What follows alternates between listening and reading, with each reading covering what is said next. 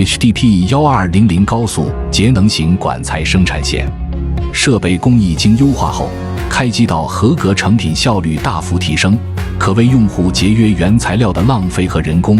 适度的低温挤出工艺，壁后熔垂偏差小，在获得管材内外壁光滑的同时，可以保证高产能，挤出产量每小时1800至2000千克。